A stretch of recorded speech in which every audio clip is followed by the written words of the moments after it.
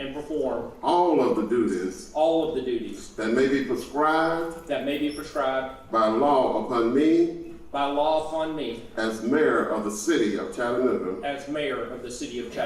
So help me God. So help me God. Mr. Mayor.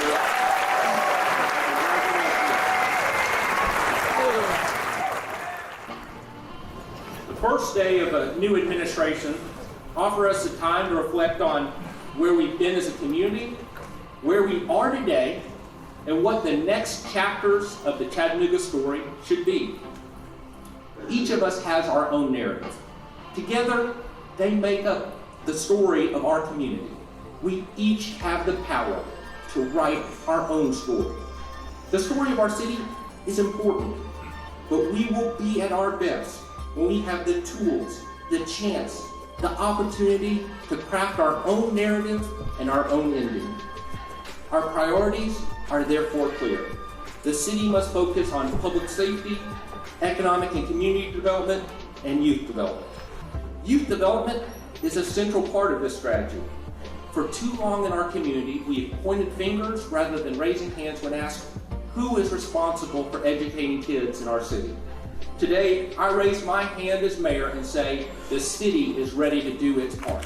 Those early years are important to put kids in the best position to achieve once they reach elementary school. We will help our children write their own stories. Those doors of opportunity must also be open for the adults across Chattanooga. The city will be a major player in the recruitment of new jobs. As part of that, we will build on our history as a place of entrepreneurship. Entrepreneurship, after all, is about individuals having the opportunity to delve into their passions, to follow their dreams, and to live the life of their choosing, to write their own Chattanooga story. If we're going to make our gains on these three priorities, then we need a city government that delivers these services in the most efficient and effective way possible. As we move to budgeting for outcomes, we will improve our data collection so we know if our efforts are bearing fruit. A central part in our success will be the efforts of our city employees. I want to unleash your power to get things done. You are city government. I look forward to leading the team and using your experience and expertise to accomplish more for Chattanooga than ever before. Join me in writing the new Chattanooga story, one in which all of us have a unique part. We live in the greatest city in the world, but our best days are ahead of us. Thank you.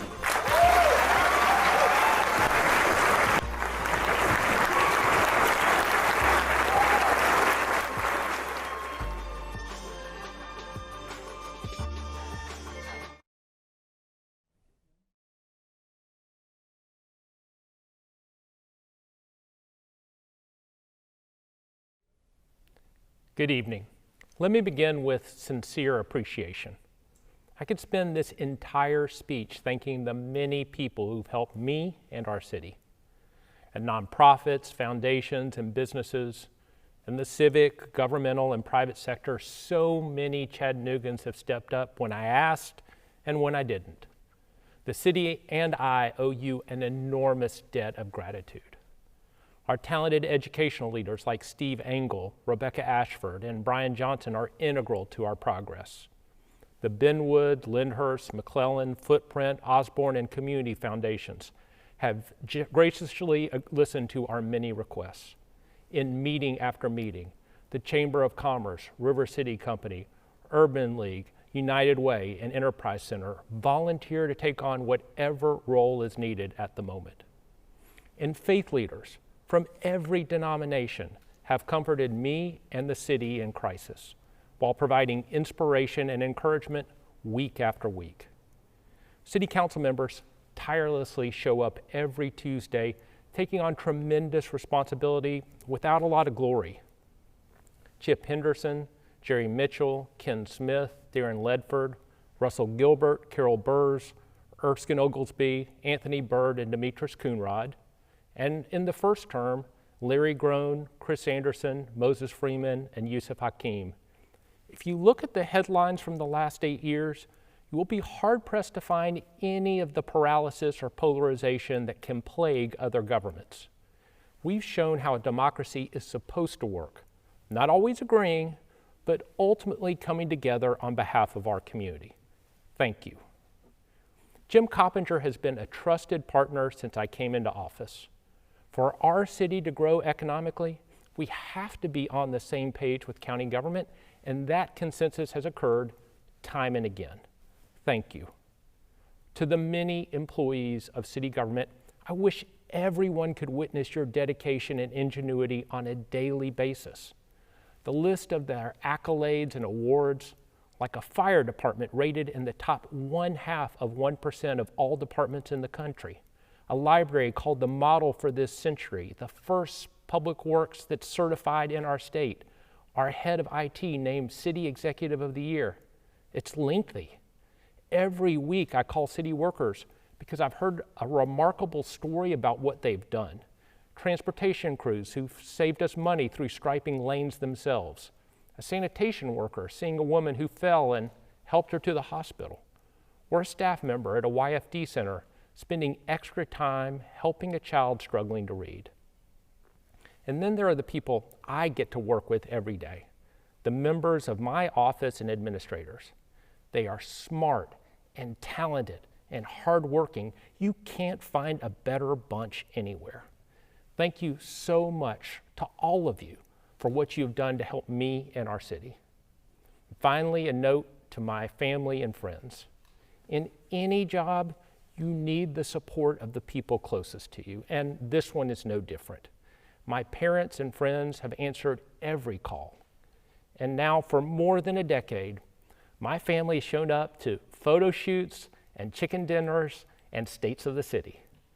To Orly, Hannah, and Monique, I could not be luckier to have you in my life. Thank you for everything. 8 years ago, I stood on this very stage to take the oath of office as the 65th mayor of our great city. Speaking to you as one recession was ending, I said that we were at our best when we empower every Chattanoogan to write her own story. I could not know then what the ensuing years would bring. A terrorism attack, a devastating bus crash, a tornado, a multi-day water outage, a global pandemic, another recession, a reckoning with racial injustice.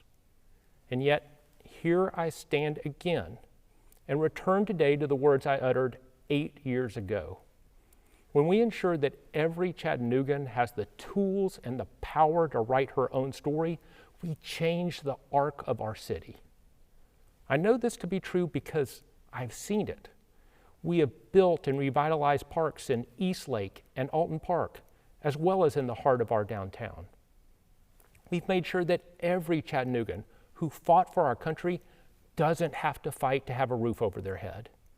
And we have ensured that the electric vehicles of the future will be built at Enterprise South and that a small business can purchase new equipment to expand. We've supported working families by helping toddlers enter a classroom with caring teachers while offering a hand up to their parents through workforce development. When you tend to your garden, it bears fruit. One of the highest wage growths in the country. The city government with the largest reduction in energy consumption. One of 11 communities in America to end veterans' homelessness. 1,000 new high-quality early learning seats in just the last 3 years. I know it is easy in this moment to see all that is wrong, to feel like darkness surrounds us in both the day and the night. On some days, I'm guilty of that myself. Since March of 2020, almost 1 out of every 10 Hamilton County residents has been infected with COVID-19. More than 350 of our neighbors have died from this disease. I mourn for every family missing their loved one tonight. We saw this plague strike the most vulnerable in our community the hardest. Our seniors, people of color, those with pre-existing conditions, they have suffered the worst health outcomes. The same is true for their pocketbooks. Small businesses closing, many forever. Good jobs vanishing, especially in Chattanooga's critical hospitality and service industries. Work schedules cut back because of kids staying home. We know that the pandemic didn't create inequality in this country, but it is highlighted and bolded now, a commanding, tragic sight from which we cannot turn away. On top of this global pandemic, our federal government has literally been under siege. Last year, while coronavirus was raging, when we should have seen our leaders taking decisive action, we instead saw months of divisiveness, inaction, and lies. And then 3 weeks ago, I watched alongside my family in horror as insurrectionists stormed our capital. Our afflictions put me in mind of Jacob. In Genesis, we learned that Jacob has lived a difficult life. Fleeing problems with his family, he encounters his brother Esau, who wants to kill him. One night in his dreams, Jacob wrestles with a stranger who cripples him with a blow to the hip, an injury that will stay with Jacob the rest of his life. But Jacob fights until morning, eventually prevailing over the angel. When he awakens, God comes to him and asks his name. God then blesses Jacob and renames him Israel, which means champion over angels and men. Now with God's consecration, Jacob goes on to be one of our most important biblical ancestors. Our struggles are real, but so are our blessings. Over the years, even when tragedy struck our city, as it did more than once, I've taken refuge in our unyielding promise and the wisdom of our forebears. That's one reason why, despite the unrelenting headwinds we face right now, I know we will still travel far. My optimism also comes from seeing what good government can really do for people when it listens, responds, and innovates. I was born in the era when Walter Cronkite infamously identified Chattanooga as the dirtiest city in America.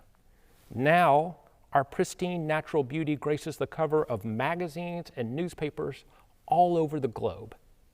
That didn't happen by accident. And it isn't because of something special in our water or our impeccable Southern manners. It sure isn't because we magically agree on everything.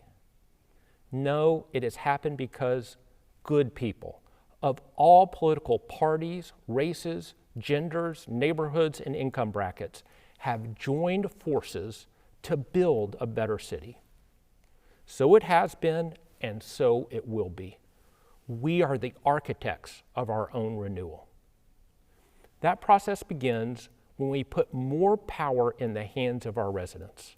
It has been my mission, and that of city government, to make sure Chattanoogans have the power to live their lives as they see fit, to write their own stories, to journey wherever their talent and determination takes them.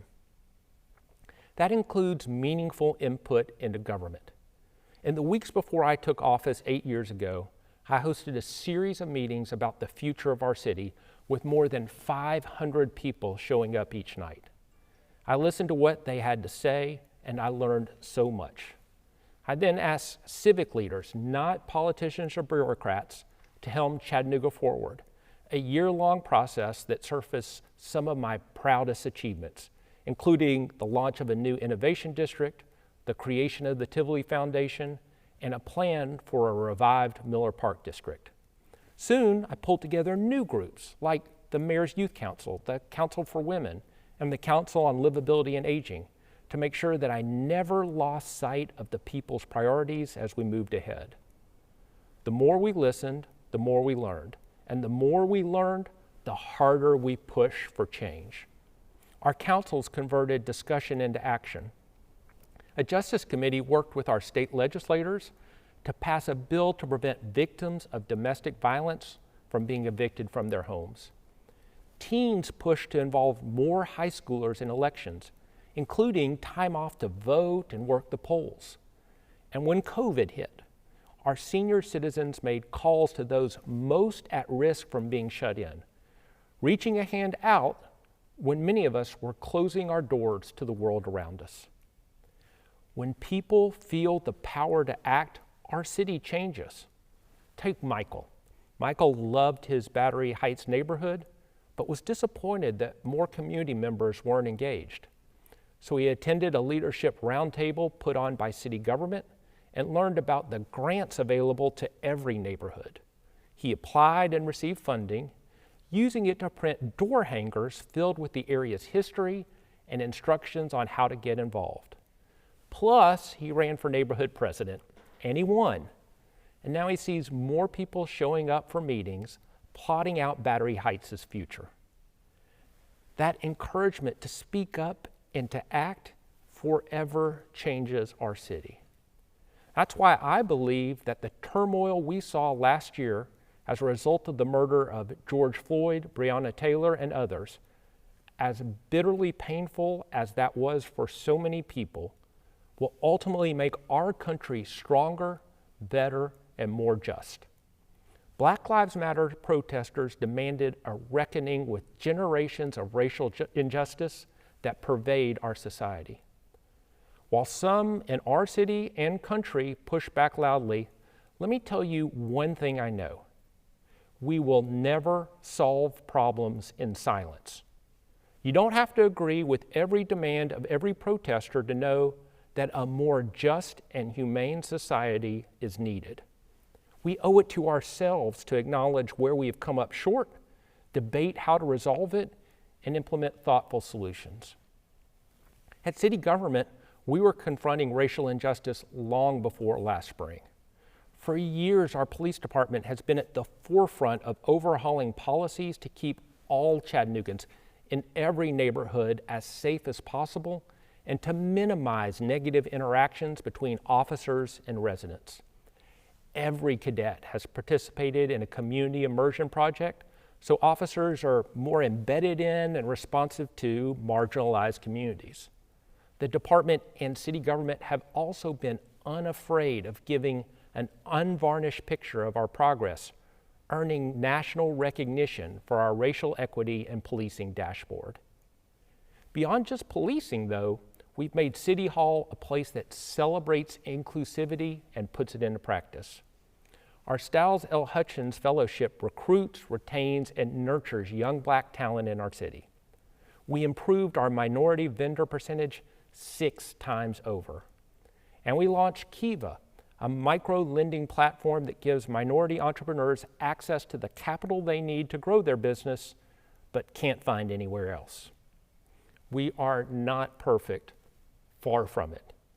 But you can't cross the finish line if you never start running. We found that opportunity and prosperity are our twin engines, each one propelling the other. To unlock progress more broadly, we invested all across the city.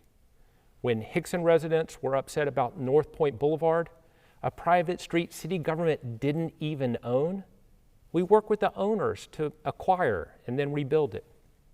When East Chattanoogans pointed out the problems of living in a food desert, we recruited a Save-A-Lot by offering a mix of infrastructure improvements and economic development incentives.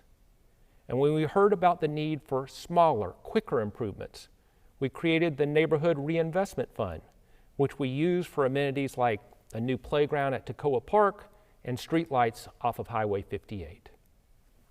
The more we listened, the more we learned, and the more we learned, the harder we pushed for change. Again and again, we went where people led us.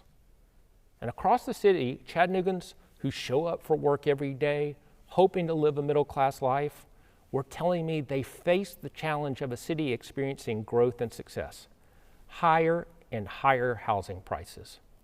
When your paycheck is eaten up by rent and gas money, it's impossible to feel in control of your life. That is certainly true today, as so many people who have barely been holding on to the edge are now falling off. Take Kanika, a nurse in Chattanooga. When COVID-19 hit, her college-age son came home and her husband lost hours at work because his employer was barely staying afloat. Caring for patients at the height of the pandemic, Kanika and eventually her entire family contracted coronavirus, and she took a financial hit while on medical leave. Fortunately, city government had set up utility and rental assistance, and Kanika called our hotline. Erica in the Department of Economic and Community Development talked her through every step of the way. Eventually, Kanika and her family received 3 months' rent.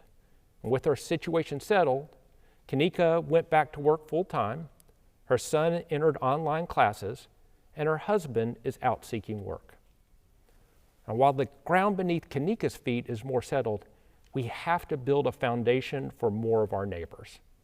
That means options for people looking for houses and apartments they can afford. It takes sustained work pulling together real estate deals with sufficient resources. So we change policies for incentives, use federal dollars, and set up a new affordable housing fund, and used our own properties for new housing. By partnering with builders, we got results. There have been more than 2,000 affordable units built or preserved since 2013. Now, do we need even more? Of course.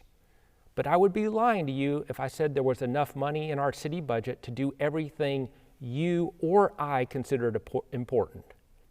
But we have balanced the budget every year and upped our bond rating to AAA, which means that as I leave office, our city is in outstanding fiscal shape, despite the crushing budgetary blows from the pandemic. And we have passed it a senior citizen tax freeze, so older Chattanooggans can stay in their homes as they age. To reduce costs and to protect God's awesome creation, sustainability has been at the center of our agenda.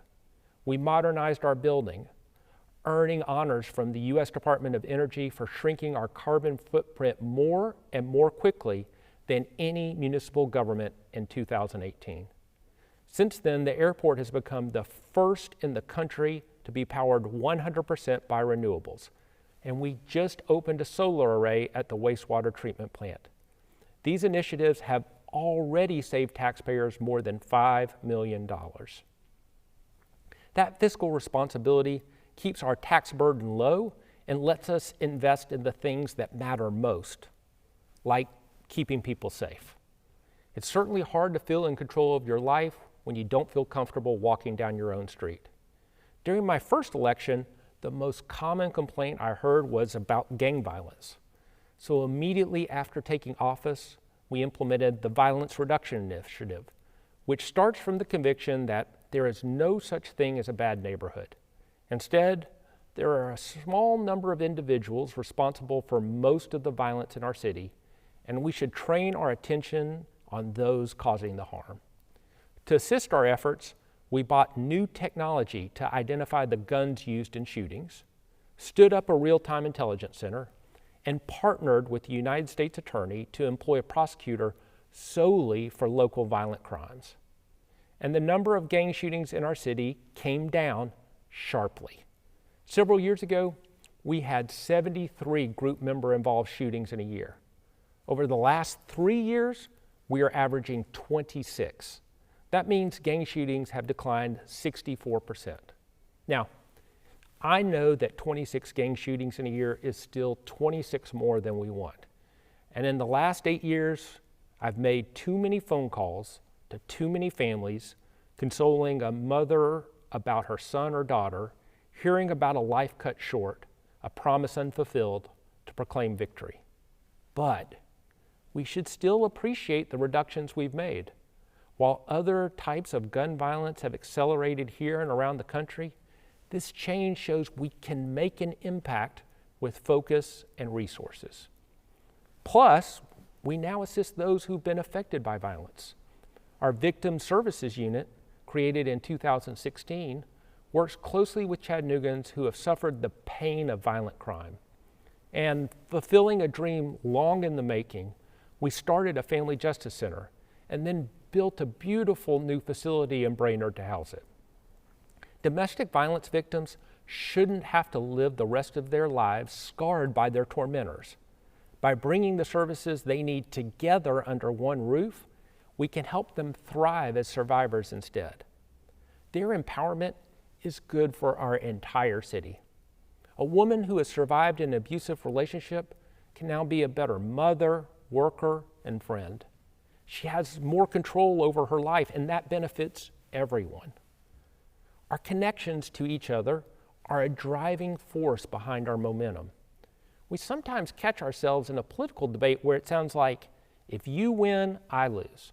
If City Hall aids one family, one business, it hurts everyone else. Well, I just don't believe that. I think that when a profitable company expands, whether in my neighborhood or yours, that's another job any of us might be able to get. When your son is happier, my daughter attends a better school with a healthier environment where she can learn. We are a community dependent on each other, inextricably linked economically and socially, reliant on the goodwill and progress of others for our own prosperity. And we know that some of us are struggling. Take Carol, a Chattanooga entrepreneur who started Anna Woodworks 30 years ago.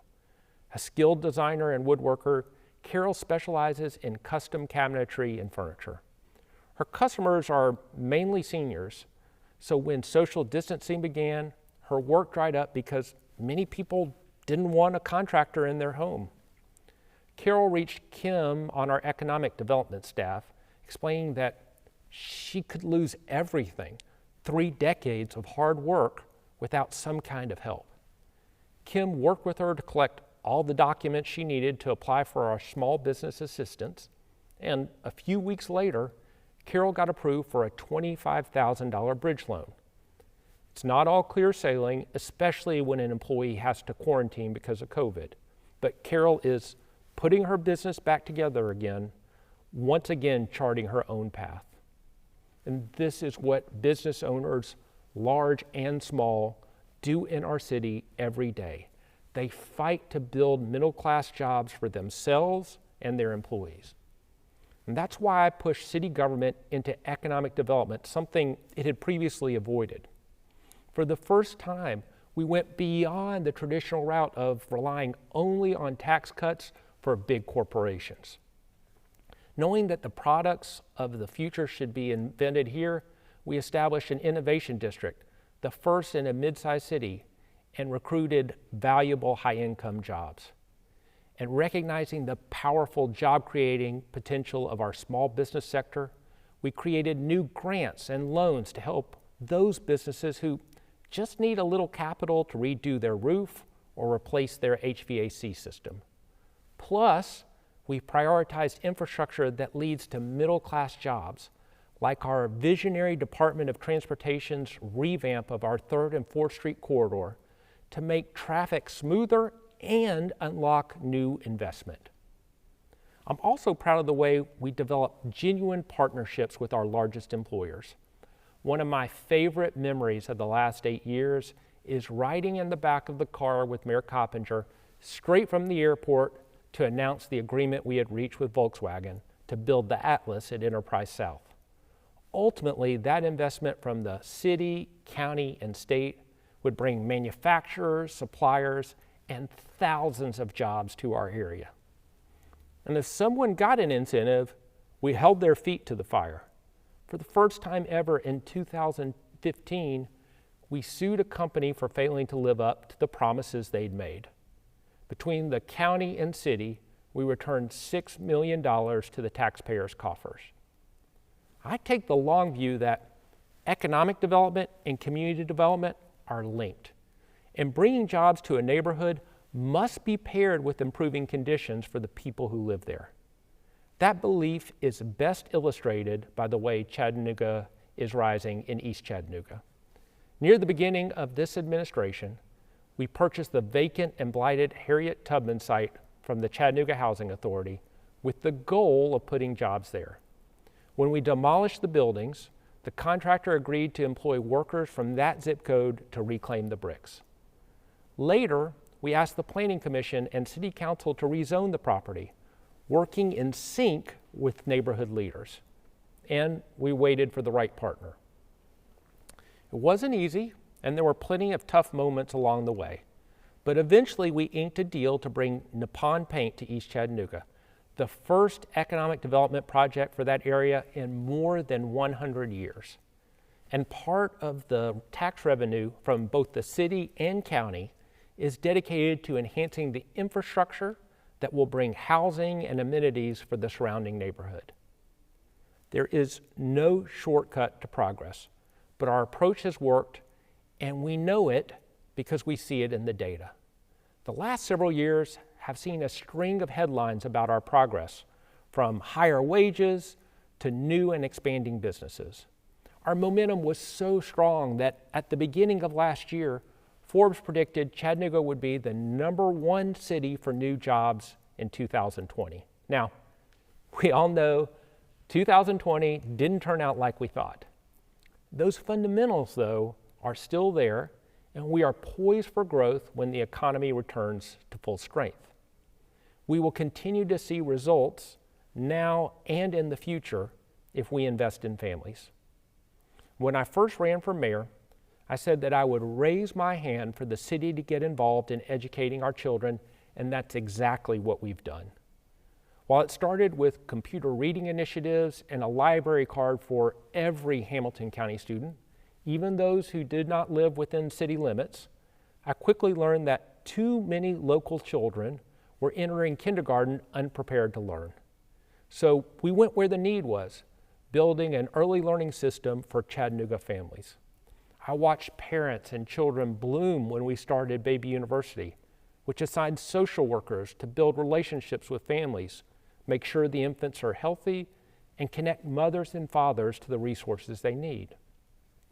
When I heard about the fiscal cliff, where families lose benefit because they make too much money, we began early learning scholarships for families who wanted their children in a great environment but had lost state assistance. As our Office of Early Learning interfaced with the hardworking entrepreneurs who run daycares and 2- and 3-year-old classrooms, it was clear that they would benefit from having a top-notch curriculum. So we made sure every provider had the same material. And we offered stipends to teachers wanting to upskill and stay in the profession, an initiative adopted statewide by Governor Lee. Our support for education isn't only an investment in the future, it pays dividends now. Delta, for example, was overwhelmed by work, school at Chattanooga State, and taking care of her kids. When COVID-19 struck, she lost hours on her job, and she strained to pay her rent and put food on the table. With her children at Head Start, though, the case managers connected Delta with food boxes and rental assistance, and she kept juggling all her commitments with the peace of mind that her children were cared for. Now, her kids are on track for kindergarten, Delta is healthy, and she is one step closer to being a dental hygienist. The more we listened, the more we learned, and the more we learned, the harder we pushed for change. So responding to challenges exacerbated by COVID but present for years, we've become the first community to offer ultra-high-speed internet to every family with a child on free or reduced lunch at no cost, zero. A partnership between the county, EPB, Blue Cross Blue Shield of Tennessee Foundation, the Smart City Venture Fund, the school system, and city government. This game-changing investment illustrates why Chattanooga has willed such an epic turnaround. While the Enterprise Center was already seen as a national leader in digital equity, from teaching computer skills to seniors and families with young children, HCS EdConnect elevates that work to the next level. Now students can log on to the web to attend school, or do their homework, or just explore their imagination. This is how we empower Chattanoogans. And each achievement has only been possible through partnerships with private enterprise, philanthropic organizations, and nonprofits. City council members have been intimately engaged every step of the way, and each has made tremendous contributions to his or her district. Chip Henderson on ending veterans homelessness, Jerry Mitchell on cleaning the Lupton City Mill site, Ken Smith on rebuilding Lake Resort Drive, Darren Ledford on widening Davidson Road, Russell Gilbert on imposing zoning restrictions on predatory lenders, Carol Burrs in building the Family Justice Center, Erskine Oglesby on designing the new East Lake Youth and Family Development Center, Anthony Bird on recruiting Nippon Paint, and Demetris Coonrod on opening a grocer on Glass Street. For 2 terms, most every initiative passed overwhelmingly. Our community can air its disagreements like any city, but we pull together when it counts. Certainly I've seen that every time tragedy is hit. On July 16, 2015, the unimaginable occurred when our city suffered a domestic terror attack. Once again, today I honor our heroes, Gunnery Sergeant Thomas Sullivan, Sergeant Carson Holmquist, Lance Corporal Squire Skip Wells, Staff Sergeant David Wyatt, Navy Petty Officer 2nd Class Randall Smith.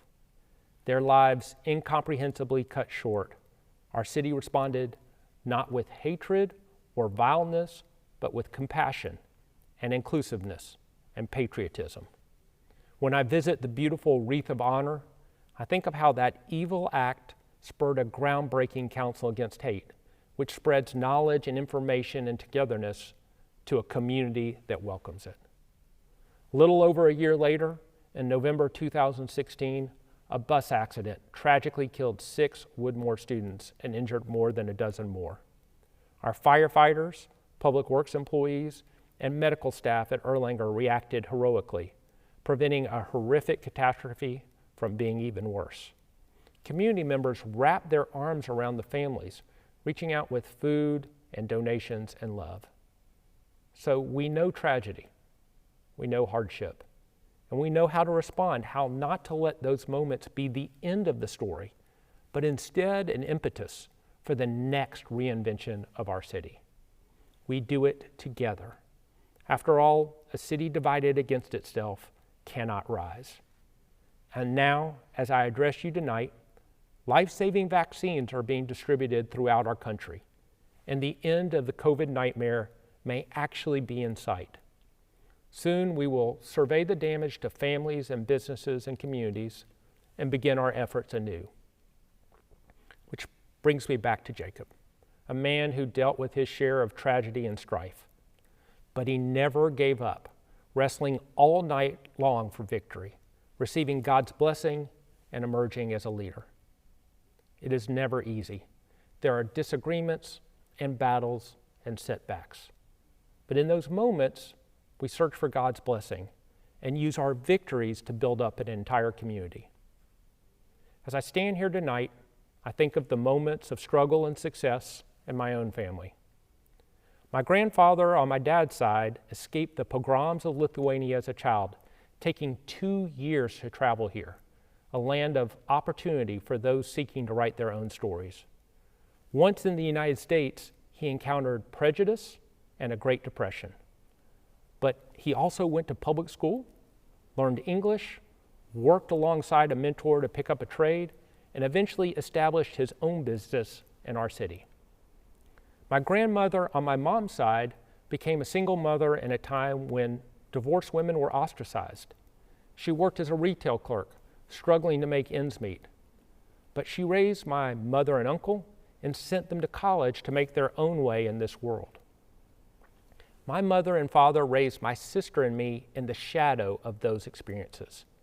They taught us that everyone matters, that we must treat each other fairly, that we work hard every day and care for those around us, and that while the world is filled with imperfections, we can repair its faults every day.